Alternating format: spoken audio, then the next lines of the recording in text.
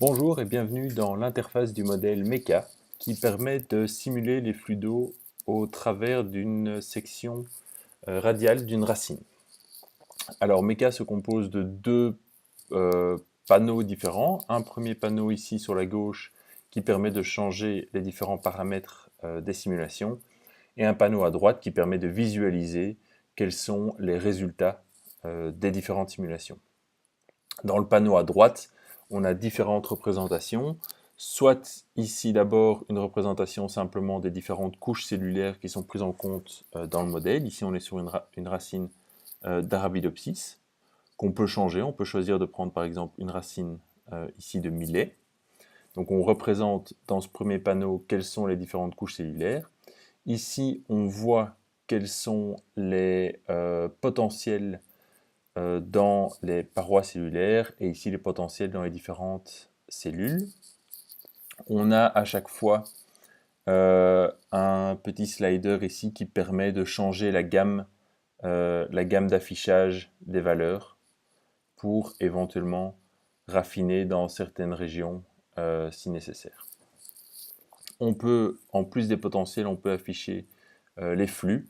Donc ici, par exemple, on voit les flux au travers des parois de nouveau et les flux au travers des membranes. Enfin, on a en dessous une vue synthétique, ici une vue synthétique des différents passages de l'eau et une vue synthétique des différents paramètres relatifs à la simulation. Si je retourne maintenant dans les paramètres qu'on peut changer, on a premièrement, on peut choisir le stade de développement de la racine. Ici, on a au sein de l'endoderme uniquement un cadre de Caspari. On peut avoir différents stades de développement. Un cadre de Caspari avec une lamelle de subérine et des cellules de passage. La même chose sans cellules de passage. Et la même chose aussi au niveau de l'exoderme. On peut changer les paramètres au niveau de la plante, la présence ou pas d'aquaporine par exemple, et ce dans différentes couches cellulaires. On peut changer les conductances des plasmodèmes, la conductivité des parois et éventuellement mettre un contact avec le sol qui va être soit partiel, soit complet.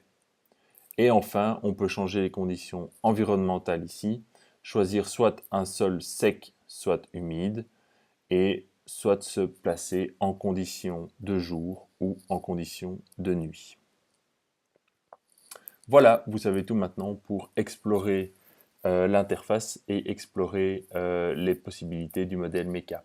Bon amusement!